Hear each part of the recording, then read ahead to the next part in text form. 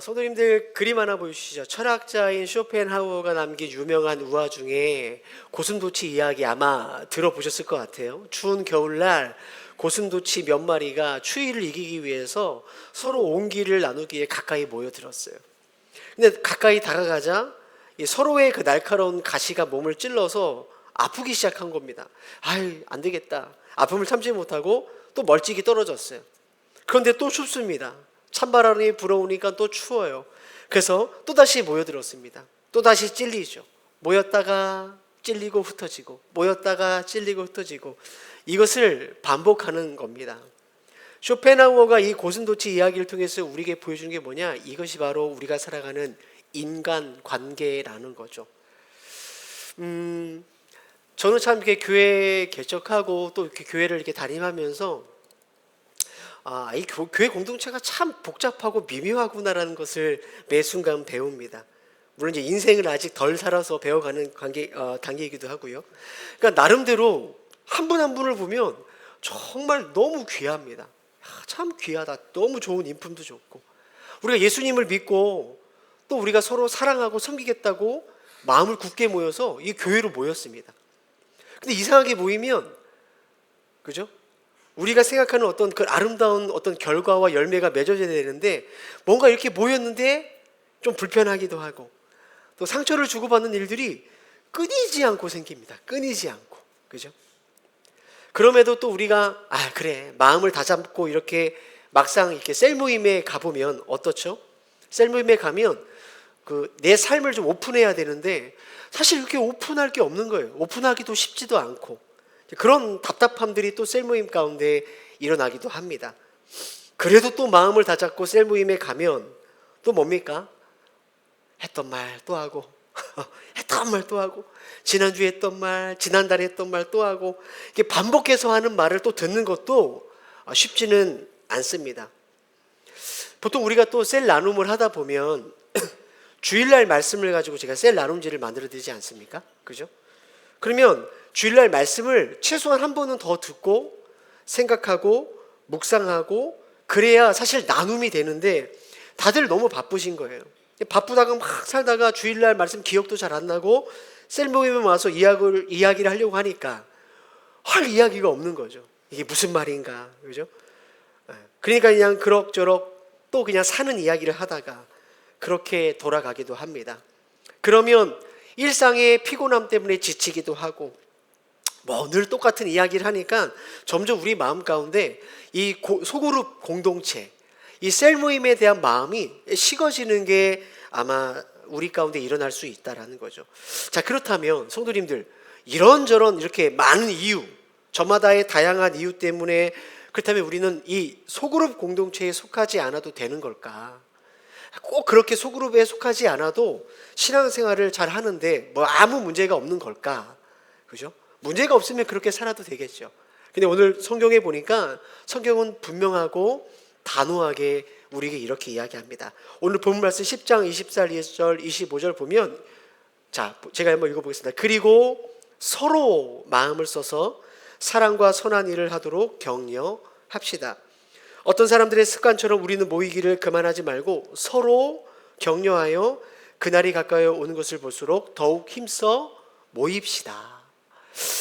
성경은 서로라는 말을 계속해서 반복하죠. 서로, 함께, 힘써 모이라고 이야기를 합니다. 왜 그토록 서로라는 말을 강조할까요? 왜 불편함과 피곤함을 무릅쓰고 모이면 가시에 찔린 일이 반복해서 일어나는데 왜 우리는 서로 모여야 될까? 그죠? 오늘 그 말씀을 한 3가지 정도 살펴보면서 우리 공동체에게 주시는 은혜를 함께 나누려고 합니다. 첫째로 한번 읽어보겠습니다. 시작. 양이기 때문에 함께 모여야 합니다. 네, 우리는 양이기 때문에 함께 모여야 합니다. 시편 95편 7절 말씀. 자, 제가 읽어보겠습니다. 그는 우리의 하나님이요 우리는 그의 기르시는 백성이며 그의 손이 돌보시는 양이기 때문이라. 성경에서 하나님의 백성들, 하나님의 자녀를 비유하는 것 중에 가장 많은 비유가 뭐냐면 양이라는 비유입니다. 양.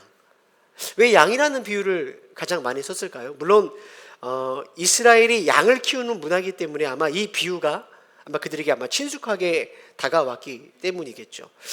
보통 우리가 양하면 대부분 깨끗하거나 또 순결한 그런 이미지를 생각합니다. 근데 실제로 성경에서 우리를 향해서 양이라고 하는 것은 그런 이미지로 양이라고 부르는 게 아니에요. 아마 뭐 아시는 분들은 다 아시겠지만 양이라는 동물은요, 생존에 절대적으로 필요한 세 가지가 부족합니다. 세 가지가 없어요.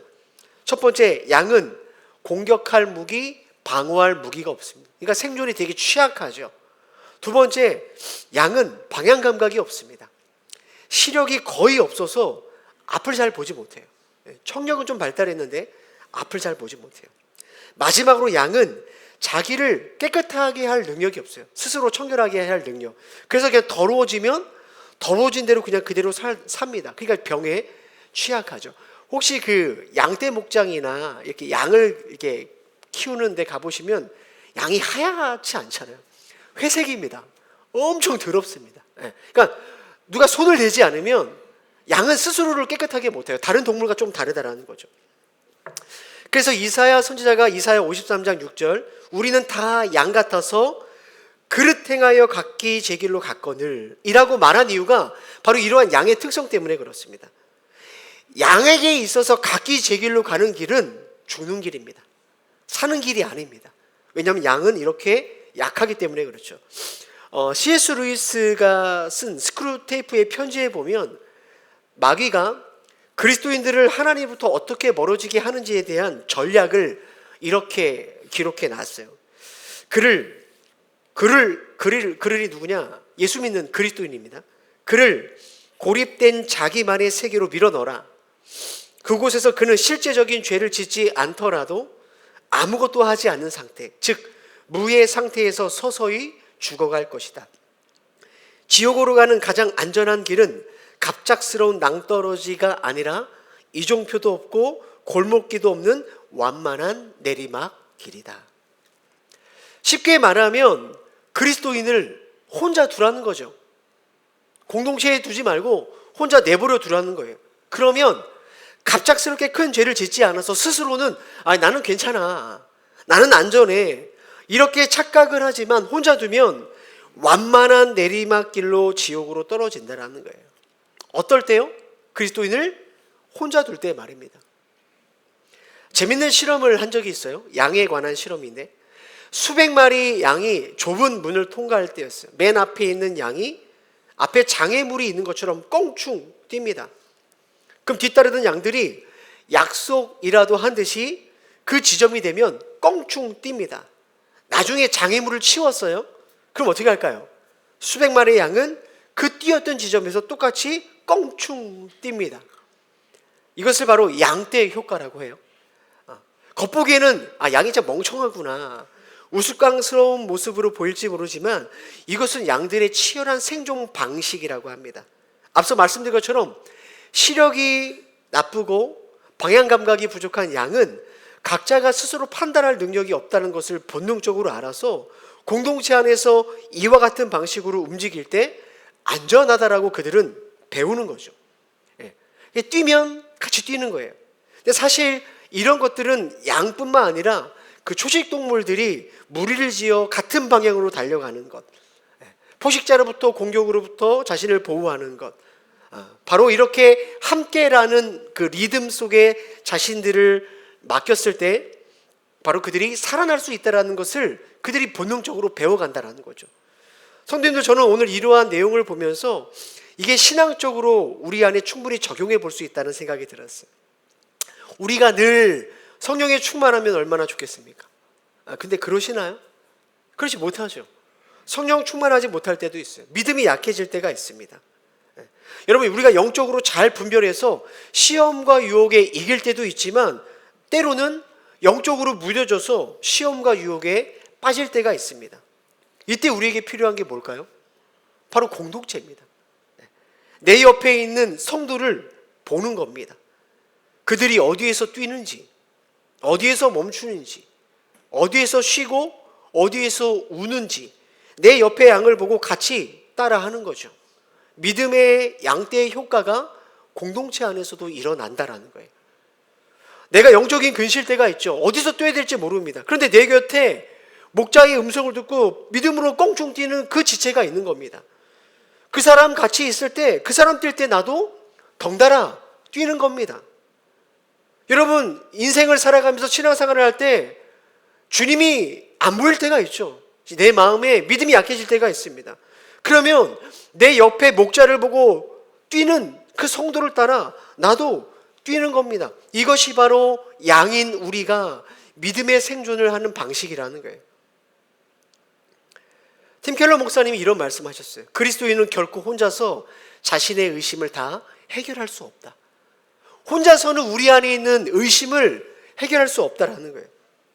여러분, 우리가 혼자 고립되어 있으면 내 안에 솟아나는 부정적인 생각과 불신앙의 목소리가 때로는 진리처럼 느껴집니다. 하나님 정말 살아계시나? 나를 사랑하시나? 내 기도를 듣고 계시나? 이런 의심이 꼬리에 꼬리를 물죠. 혼자 있으면. 또 부정적이고 잘못된 생각이 내 확신과 믿음이 됩니다. 내가 생각하는 신념, 내 가치관, 내 기대와 일치하는 정보만 선택적으로 받아들이고 그렇지 않는 정보를 무시하게 되는 거죠. 혼자 있으면 그리스도인은 그렇게 됩니다. 근데 여러분, 소그룹에 나오면 달라지죠. 많은 믿음의 사람들이 자신이 경험한 하나님을 이야기합니다. 분명히 나보다 더 어려운 상황 가운데 있는 성도가 복음으로 믿음으로 살아간 것을 내가 보게 됩니다. 분명히 나보다 힘든 상황인데 그 성도는 감사를 고백해요. 나누고 섬기는 삶을 살아갑니다.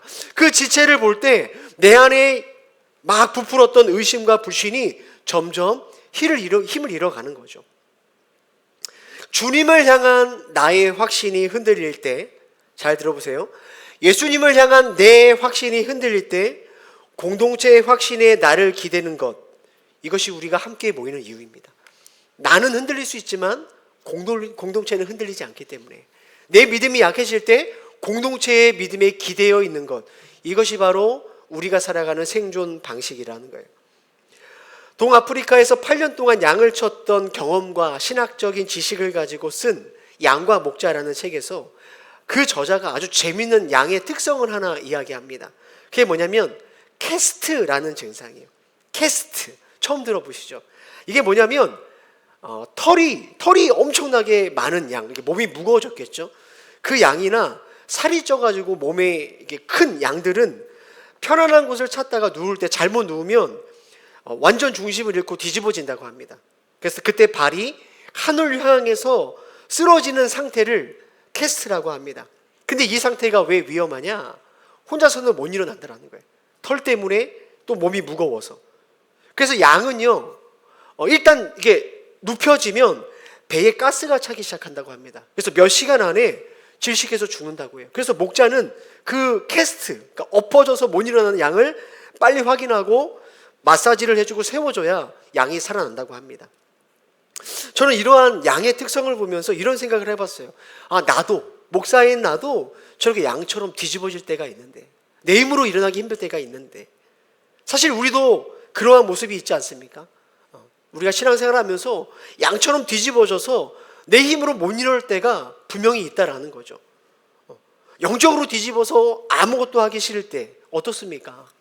사실 주일 예배도 오기 싫습니다. 그죠? 셀 모임은 고사하고 성도들 얼굴 보는 거 싫을 때도 있습니다. 당연히 목사 설교가 들어오지 않죠. 이러한 영적인 캐스트가 찾아오면 정말 혼자서 일어나는 게 어렵습니다. 그럼 어떻게 됩니까? 마치 양처럼 배에 가스가 차서 질식하는 것처럼 우리의 신앙과 믿음이 점점 죽어가기 시작합니다. 이때 필요한 게 뭘까요? 바로 공동체는 공동체. 내가 바닥에 누워 힘이 없을 때 옆에 있는 양들이 툭툭 몸을 건드려주고 밀쳐주고 일으켜주는 일들이 필요한 거죠. 집사님 왜 요즘에 안 보이세요? 보고 싶어요. 툭툭 건드려주는 겁니다. 권사님 자꾸 그런 걸 마음에 담아두세요. 우리 같이 밥이나 먹죠. 차 한잔 하시죠. 작은 관심과 소통과 공동체의 이러한 부딪힘이 우리가 완전히 영적으로 질식하기 전에 우리를 다시 일으켜준다라는 거예요. 근데 성도님들 말씀을 들으면서 어떤 생각이 듭니까? 이렇게 누군가를 일으켜주는 게 어려워요. 그죠? 다 해보셨잖아요. 어려워요. 왜냐하면 꼭 뒤집어지는 사람이 뒤집어집니다. 그죠? 이렇게 세워놓으면 또 얼마 안 있다가 뒤집어 놓고 데려다 놓으면 또 뛰쳐나가고 이게 어렵습니다. 그죠? 근데 조금만 여러분의 삶을 한번 돌이켜 보십시오. 우리 모두가 다 이런 과정을 거쳤다라는 거예요. 그죠? 내가 막 믿음이 연약할 때, 뿔따구 날 때 누군가 나한테 연락해 줬어. 아이 나오세요. 일으켜 주시죠. 그죠? 다 우리 여기 있는 모두가 뒤집어져서 내 힘으로 일어나지 못할 때 나를 일으켜 주신 분들을 다들 경험하고 여기까지 왔다라는 거예요. 그때 그 장로님이 저를 일으켜 줬고, 그때 그 권사님이 나를 불러줬고, 그때 그 순장님이, 그 집사님이 나를 일으켜 줬던 거 아닙니까?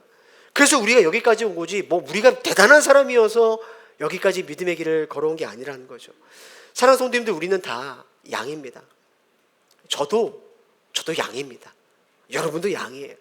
그렇기 때문에 우리는 공동체 안에서 서로를 일으켜줘야 돼요. 서로를 계속 불러줘야 돼요. 서로 위로하고 격려해줘야 돼요. 히브리서 오늘 본 말씀 10장 24절, 서로 돌아보아 사랑과 선행을 격려하며, 그 말인 거죠. 하면 되고 안 되면 이게 아니라는 거죠. 해야만 되는 일인 거죠. 그런데 오늘 이제 셀 발표를 하고 나면 성경 읽기를 다시 시작합니다. 왜 같이 읽을까요? 혼자 있으면 안 읽잖아요. 그죠? 혼자서 읽기 힘들어요. 그래서 셀로 묶어서 읽는 거예요. 자발적으로도 읽지만 나 읽기 싫을 때 매일 말씀을 읽고 나누는 그 지체들 속에 끼어 있으면 그 리듬에 그냥 따라가는 거예요. 그 지체가 점프할 때 그냥 뛰기 싫어도 점프하는 거죠. 공동체의 리듬이 나를 끌고 가는 겁니다. 내 옆에 양이 뛸 때 같이 뛰는 거죠. 사랑하는 성도들, 왜 우리가 셀로 소급으로 모여야 될까요? 우리는 연약한 양이기 때문에 그래요. 생존하는 방식이라는 거예요. 자, 두 번째로 왜 우리는 셀로 모여야 할까? 함께 읽어보겠습니다. 시작. 복음의 온도를 유지해야 되기 때문입니다. 자, 복음의 온도를 유지해야 되기 때문에 그래요. 여러분, 오늘 본문 말씀 10장 24절 말씀 같이 한번 읽어보겠습니다. 읽습니다. 시작. 서로 돌아보아 사랑과 선행을 격려하며. 서로 돌아보아 사랑과 선행을 격려하며. 격려하다. 여러분, 격려하다라는 단어에 파록시스모스라는 헬라어를 쓰는데, 이것은 그냥 우리가 들었을 때 이렇게 부드럽게 위로하는 것, 그런 뜻이 아닙니다. 네, 그런 뜻이 아니에요. 이 단어는 두 가지의 뜻을 갖고 있어요. 하나는 불을 지피는 거예요. 확 불을 지피는 거고, 또 하나는 날카롭게 자극하는 거에 바로 격려하다는 단어의 뜻입니다. 성도님들 뭐 잘 아시잖아요. 활활 타오르는 장작 더미에서 장작 하나, 잘 타는 장작 하나 꺼집어 내보십시오. 얼마 못 가죠. 그죠? 금방 꺼져버립니다. 반대로 다 죽어가는 장작 다시 그 장작 더미에 넣어보십시오. 언제 그랬냐는 듯이 활활 타오릅니다. 그러니까 우리는, 예수 믿는 우리는, 그리스도인은 우리 혼자서 타는 존재가 아닙니다. 탈 수 없습니다. 하나님이 그렇게 만드시지 않았어요. 우리는 혼자 열을 내는 존재가 아니라 서로의 열을 주고받음으로 타오르는 존재가 바로 교회고, 그게 바로 그리스도인이라는 거예요. 우리의 신앙이 그래요. 우리의 신앙이. 여러분, 일주일 동안 세상 나가 사시면 아시잖아요. 세상의 질서, 세상의 방식, 세찬 비바람을 맞으면 우리의 믿음은 금세 식어버립니다. 안 탄다라는 거예요. 왜 우리가 소그룹을 모여야 되냐? 바로 그렇기 때문에 그렇습니다. 소그룹에 들어가서 서로의 열기를 주고받으며 우리 안에 믿음과 복음의 온도를 계속해서 유지해 나가야 되는 거죠. 내가 식었을 때 옆 지체의 열기 때문에 내가 살아나고, 옆 지체가 식었을 때 내 안의 불꽃으로 그가 살아나는 거예요. 우리는 잘 몰라도 그 일들이 우리 안에 일어난다라는 거죠. 그게 바로 주님께서 우리에게 주신 교회의 신비로움입니다. 성도가 서로를 교통하는 것과, 사도신경, 그죠? 성령께서 우리 안에 교통하게 하심으로 우리를 살리는 거죠. 여러분, 우리 주일 예배 때 우리 장로님들, 안수 집사님 기도해 주시잖아요. 그죠? 수요 기도회 때 우리 권사님들이, 집사님들이 기도해 주시거든요. 근데 그 기도를 이렇게 목회자가 설교하기 전에 듣잖아요. 그게 얼마나 목회자를 살리는지 모르실 거예요. 왜냐하면 저는 기도를 해주지 기도를 받는 일이 없잖아요. 여러분, 기도해 주시는 거 저는 그 기도를 받고 있는 거예요. 장로님들의, 집사님들의 기도를 받고 있는 거예요. 그 기도를 해주시면 사실 설교 올라가기 전에 막 낙담되고 막 복잡한 심령이 있는데, 근데 앉으면서 막 은혜가 되는 거예요. 막 눈물이 막 나는 거예요. 복음의 불꽃이, 복음의 온도가 유지가 되는 거죠. 저는 혼자서 발전기를 돌리는 사람이 아니에요. 성도님들의 온도가 저한테 전달되는 거죠. 그것을 잘 보여주는 장면이 출애굽기 17장에 나오죠. 10장에 보면 이러한 내용이 있어요. 함께 읽어보겠습니다. 시작. 모세의 팔이 피곤함에 그들이 돌을 가져다가 모세 아래에 놓아 그가 그 위에 앉게 하고 아론과 홀이 한 사람은 이쪽에서 한 사람은 저쪽에서 모세의 손을 붙들어 올렸더니 그 손이 해가 지도록 내려오지 아니한지라. 여호수아가 칼날로 아말렉과 그 백성을 쳐서 무찌르니라. 네, 이 내용이 아시죠? 이제 아말렉과의 전쟁을 싸울 때 모세가 손을 이렇게 올리면 이기고 내려가면 패하는 거예요. 근데 모세가 지금 손이 힘드니까 손이 내려가는 거죠. 근데 이게 좀 이해가 되시나요? 아니 모세가 누구예요? 막 바다를 막 가르고 막 10가지 이 대단한 능력자 아닙니까? 근데 모세가 그렇게 대단한 능력을 보여주는 모세가 손을 자기 혼자 들 힘은 없는 거예요. 그죠? 팔이 저려오는 거예요. 성도님들, 이게 바로 우리의 모습이라는 거예요. 목회자도 팔이 내려올 때가 있어요. 그때 어떻게 됩니까? 이를 악물고 제가 막 이게 아니에요. 성도님들이 팔을 올려주셔야 되는 거죠. 여러분, 셀 리더가 팔이 내려올 때가 있어요. 셀 리더는 다른 세상에 삽니까? 그때 어떻게 됩니까? 셀원들이 팔을 올려줘야 되는 거죠. 서로가 서로의 팔을 올려줄 때 영적인 온도가 떨어지지 않고 교회는 믿음의 싸움을 계속해서 일어나는 거예요. 또 한 가지, 서로 돌아보아 사랑과 선행을 격려하며, 이 격려하다라는 뜻, 아까 말씀드린 것처럼 불을 지피다는 뜻도 있지만 무슨 뜻이 있죠? 날카롭게 자극하는 거예요. 성경에서 말하는 격려는, 잘 들어보세요. 그랬죠요. 힘들었죠요. 계속 이렇게 우쭈쭈쭈, 이게 성경에서 말하는 격려가 아니라는 거예요. 우리는 그런 격려만 받고 싶죠. 이렇게 격려 안 하면 사랑이 없다는 등 이런 말 하는데, 성경에서는 격려를 그렇게 격려로 말하고 하지 않아요. 성경에서 말하는 격려는 때로는 우리를 아프게 찌릅니다. 거룩한 불편함을 주는 거죠. 거룩한 불편함.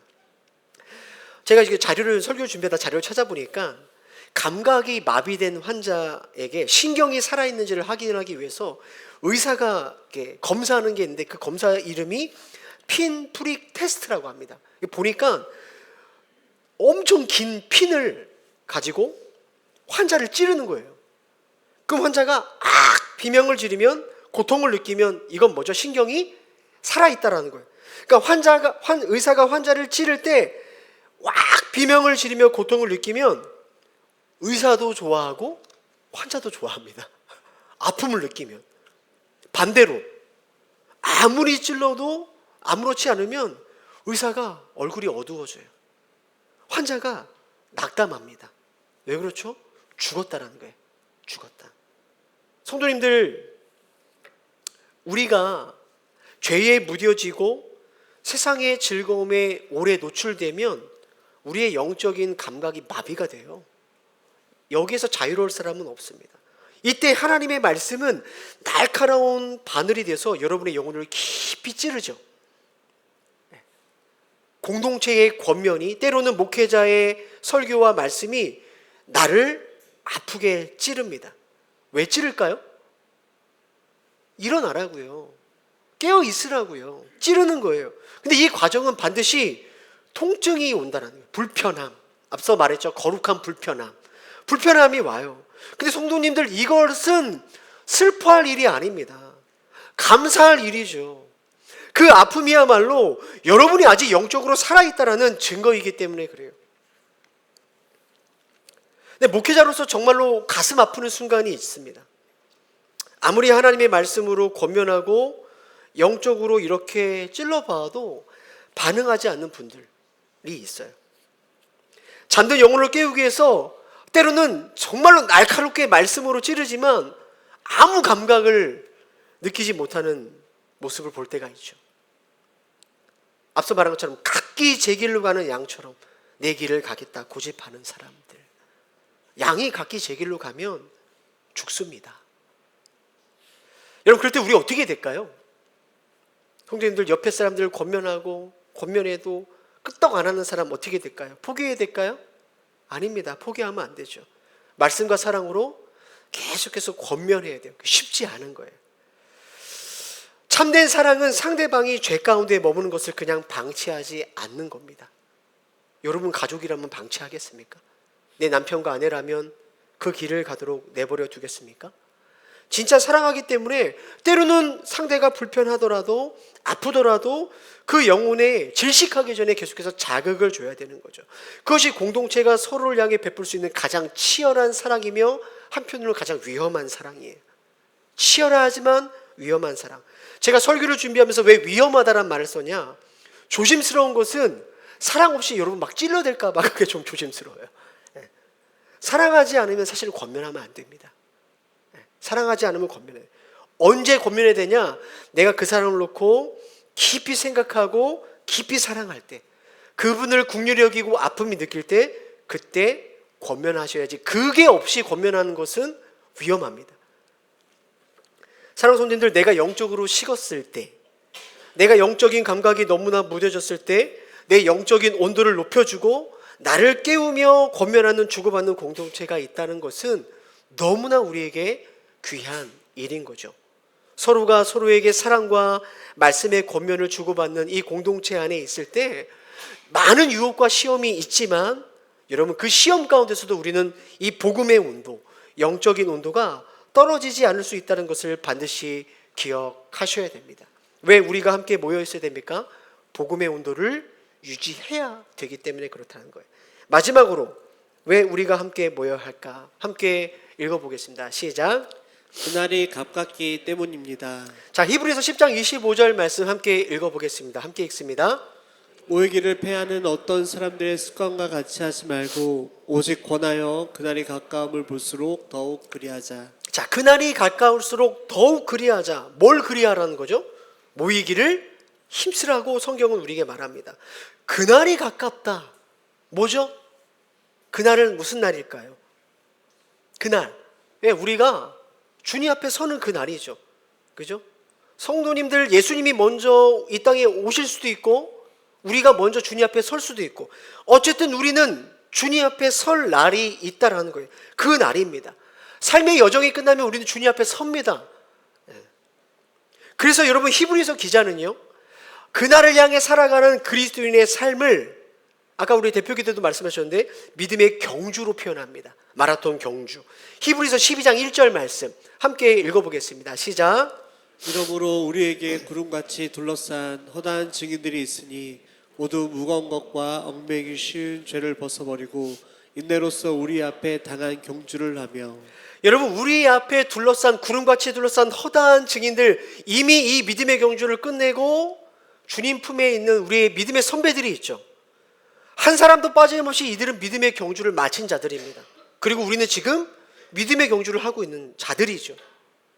믿음의 경주를. 사랑하는 성도님들, 우리는 지금 신앙과 믿음의 마라톤 경주의 결승선을 향해 달려가고 있습니다. 그리고 그날은 점점 가까워져 오고 있죠. 잘 뛰고 계시나요? 잘 뛰고 계십니까? 잘 뛰셔야 됩니다. 근데 이게 쉽지 않죠. 여러분 마라톤 선수들에게 가장 고통스러운 구간이 있다고 합니다. 그게 언제냐면 전문가들은 30에서 35km 사이를 마의 구간이라고 보여요. 마의 구간. 그래서 벽에 부딪히는 것 같다. 그래서 더 월이란 말을 써. hit the wall이란 말도 쓰고 이때게 되면 이 선수들의 이 갖고 있는 비축했던 에너지가 거의 바닥에 드러나는 시점이고 그 다음에 급격한 피로감이 온다고 합니다. 근데 이것보다 더 중요한 게 있어요. 이 피로감보다 더 중요한 건 심리적인 붕괴입니다. 따져보니까 이게 마라톤 전체 레이스의 한 80% 지점을 넘어서는 지점이거든요. 그러니까 사실은 좀만 더 가면 좀만 더 힘을 내면 결승점 아닙니까? 그죠? 근데 정작 선수들의 마음속에는 어떤 마음이 있냐면 내가 완주할 수 있을까라는 마음이 찾아온대요. 이 지점에. 육체의 한계를 넘어 정신적으로도 너무나 힘든 지점, 이 마의 구간을 마라톤 선수들 경험한다라는 거예요. 사랑하는 성도님들, 히브리서 기자가 말하는 그날이 가까울수록 저와 성도님들의 믿음의 결승점이 다가올수록 우리는 이 신앙과 믿음의 경주에 마의 구간을 만납니다. 세상의 유혹은 전부 다 더 거세지고 우리의 영혼은 그 어느 때보다 지쳐가죠. 그러면 우리 안에 이런 속삭임이 들리는 거예요. 다 더 뛸 수 있겠어? 야, 그 정도 뛰면 된 거 아니야? 좀 쉬었다 가. 그죠?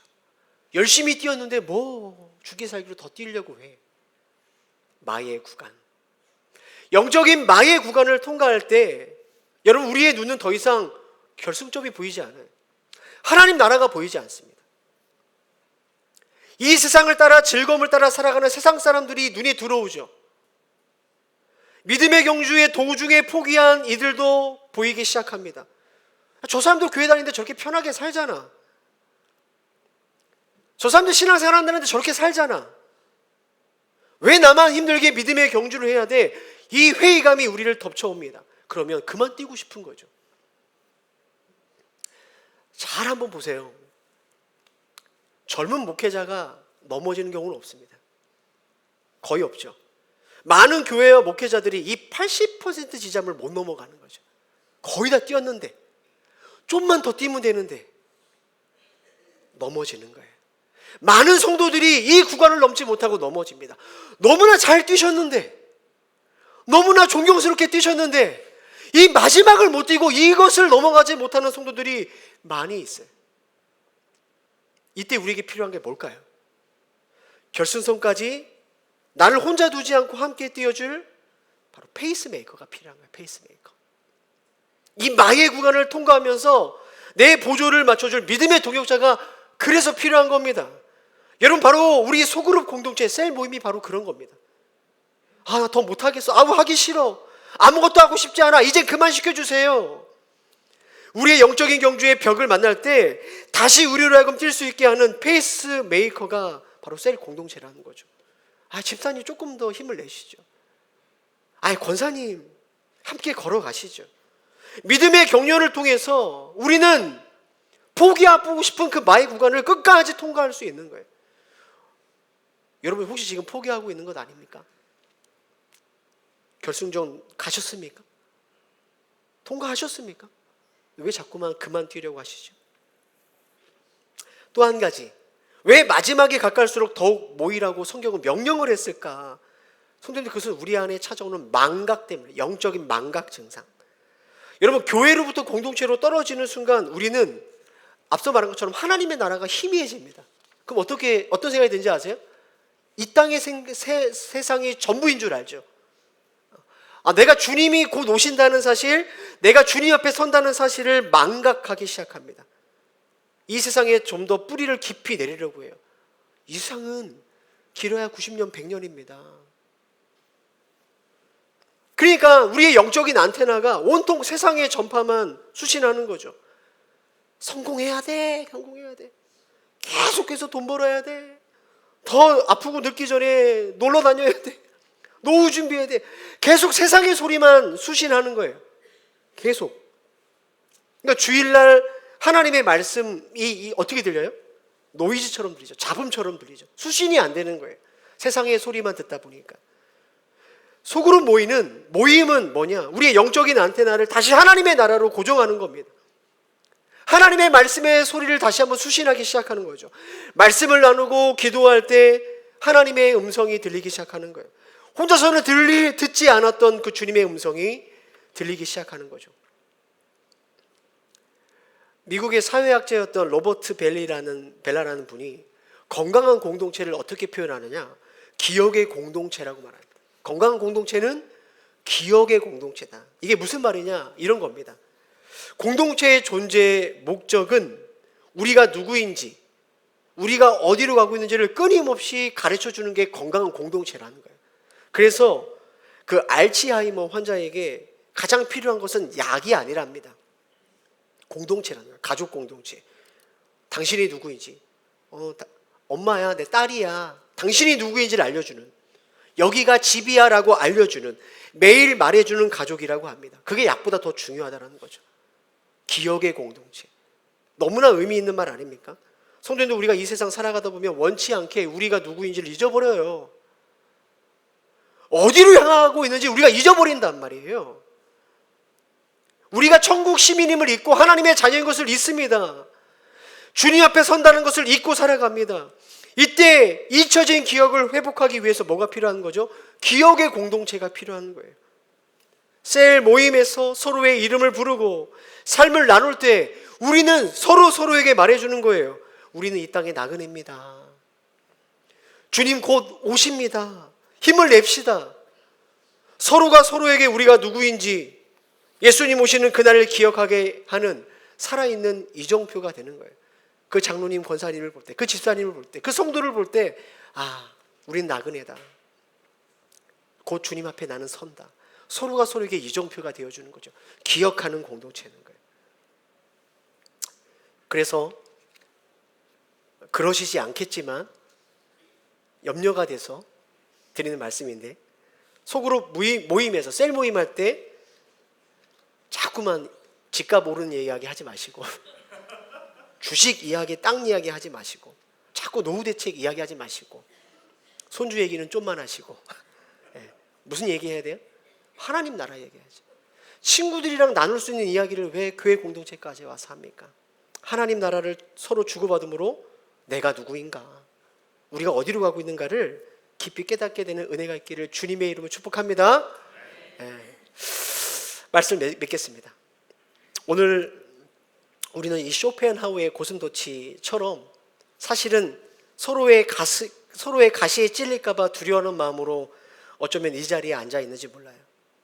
설교가 안 들어오죠. 셀 발표가 긴장되는 거예요. 어떤 고슴도치가 날 기다리고 있을까? 사실 자기들도 고슴도치면서 다들 말은 안 하지만 이 미묘한 긴장감과 촉각을 세우고 있습니다. 저 오늘 좀 퀭해 보이지 않습니까? 잠을 못 잤습니다. 잠을. 12월 달부터 이 셀 배치를 하면서 잠이 안 오고 그렇습니다. 성도님들, 근데 오늘 말씀을 통해서 우리가 확인한 진실은 있죠. 우리는 결코 혼자 생존할 수 없는 양이라는 거예요. 양.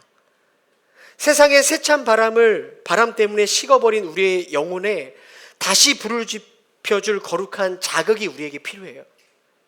무엇보다도 믿음의 경주에 이 마의 구간을 통과할 때 함께 곁을 지켜줄 페이스메이커가 필요하죠.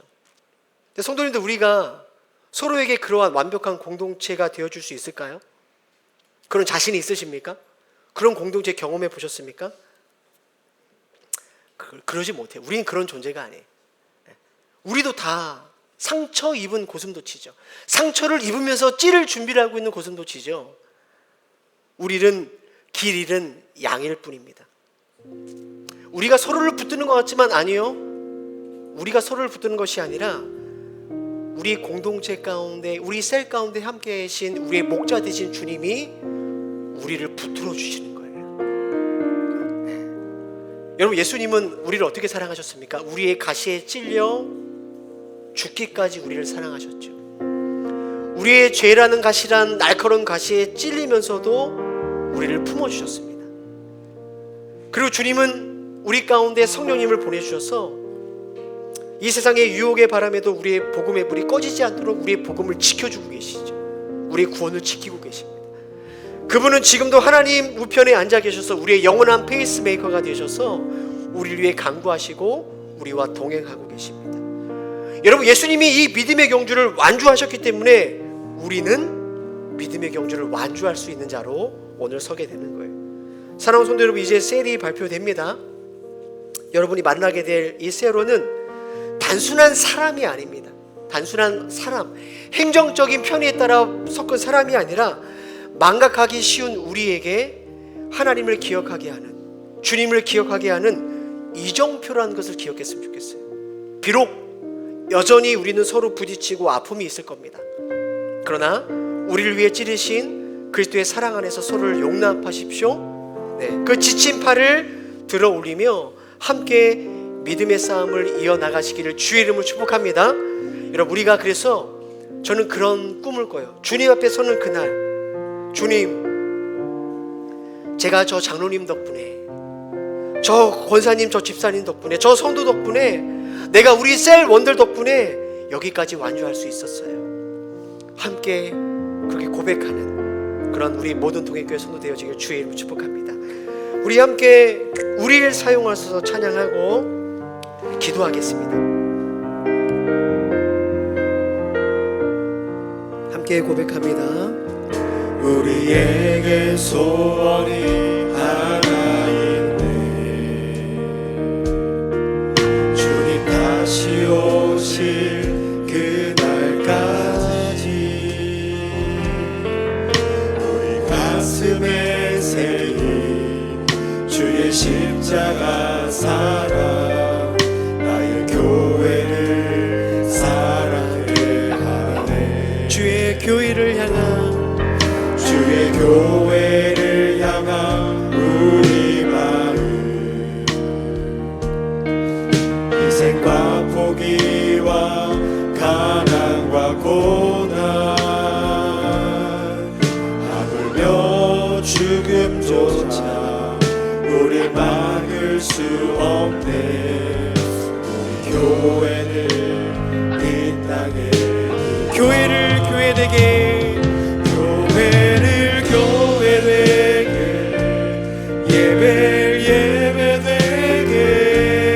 예배되게 우릴 사용하소서. 진정한 은혜가 오늘 임하도록 우릴 사용하 성령 안에 예배하리라. 성령 안에 예배하리라. 자유의 마음으로 사랑으로 사역하리라. 사랑으로 사역하. 교회는 생명이니 교회를